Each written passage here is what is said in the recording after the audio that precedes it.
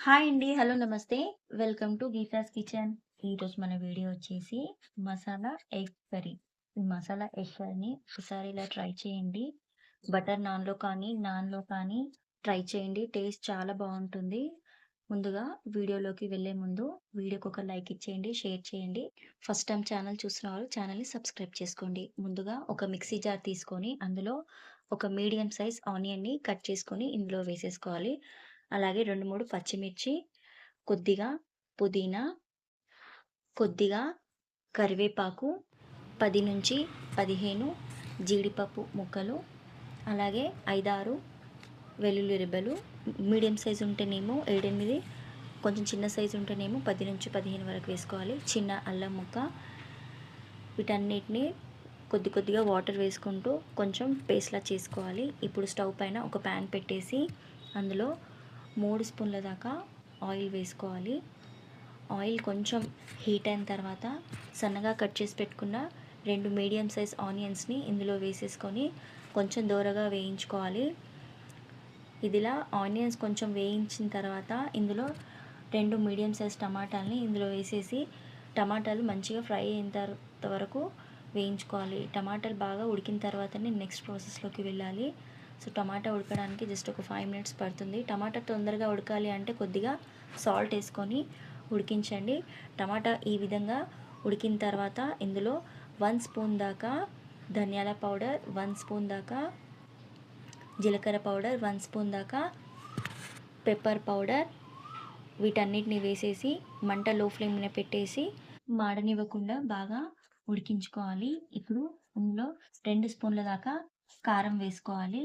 Already మనం పచ్చిమిర్చి అలాగే పెప్పర్ పౌడర్ వేసుకున్నాం కాబట్టి 2 స్పూన్ల దాకా కారం సరిపోతుంది.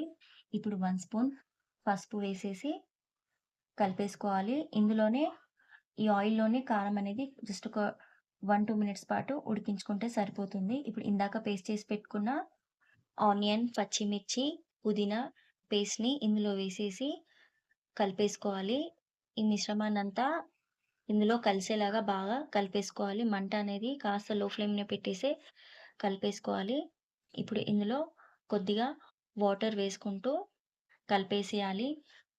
మీకు గ్రేవీ కాస్త చిక్కగా కావాలి అనుకుంటే ఇంకాస్త వాటర్ వేసేసుకొని కలిపేసేయొచ్చు. ఇప్పుడు ఈ విధంగా ఇలా కలిపేసుకున్న తర్వాత జస్ట్ ఒక 5-10 మినిట్స్ పాటు మూత పెట్టేసి ఉడికించుకోవాలి. ఇది ఉడికేలోపు ఒక చిన్న బౌల్ తీసుకొని అందులో కొద్దిగా వాటర్ వేసేసి 2 స్పూన్ల దాకా శనగపిండిని వేసేసుకొని ఉండలు లేకుండా బాగా కలిపేసుకోవాలి. ఇప్పుడు మూత తీసి చూస్తే కర్రీ అనేది మనకిలా చిక్కబడిపోతుంది. ఆయిల్ టోటల్లీ సెపరేట్ వచ్చేంత వరకు ఉడికించుకోవాలి. ఇప్పుడు ఇందులో ఇందాక కలిపేసి పెట్టుకున్న శనగపిండిని ఇందులో వేసేసి కలిపేసేయాలి. శనగపిండి వేసిన తర్వాత కూడా ఉండలు లేకుండా నెమ్మదిగా కలిపేసుకుంటూ ఉండాలి.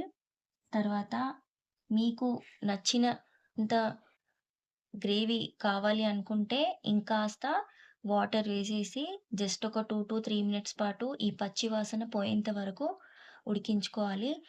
నాకు ఇక్కడ చపాతీస్‌కి, రైస్‌కి కావాలి కాబట్టి ఇంకాస్త గ్రేవీ కోసం కొంచెం వాటర్‌ని యాడ్ చేస్తున్నాను. తర్వాత కొంచెం సాల్ట్ కూడా చెక్ చేసుకొని ఇంకాస్త సాల్ట్ వేసుకొని కలిపేసి ఇప్పుడు 1 బై 1 ఎగ్స్‌ని ఇందులో వేసేసుకోవాలి. ఎగ్స్ కూడా ఇలా 2 పీసెస్‌గా కట్ చేసుకొని వేసేసుకోవాలి. ఇక్కడ నేను ఎగ్స్ క్వాంటిటీ వచ్చేసి 6 ఎగ్స్‌ని తీసుకున్నాను. మీకు కావాలి అనుకుంటే ఇంకొన్ని ఎగ్స్‌ని కూడా యాడ్ చేసుకోవచ్చు. ఇలా వేసిన తర్వాత పైన ఇలా దాని ఎగ్స్ పైన కర్రీ వేసేసుకొని కలిపేసుకోవాలి. దానిపైన కొంచెం కొత్తిమీర వేసేసి ఇలా వీడియోలో చూపిస్తున్నట్టు కలిపేసుకున్నారంటే tasty masala egg curry ready. దీన్ని ఇంట్లో చుట్టాలొచ్చినప్పుడు కానీ, ఫ్రెండ్స్ వచ్చినప్పుడు కానీ ఇలా రెడీ చేసి పెట్టారంటే టేస్ట్ చాలా బావుంటుంది. అండ్ చాలా క్విక్‌గా కూడా రెడీ అవుతుంది. సో, మీరు కూడా ట్రై చేసి మీకెలా వచ్చిందో నాతో షేర్ చేయడం మాత్రం అస్సలు మర్చిపోవద్దు.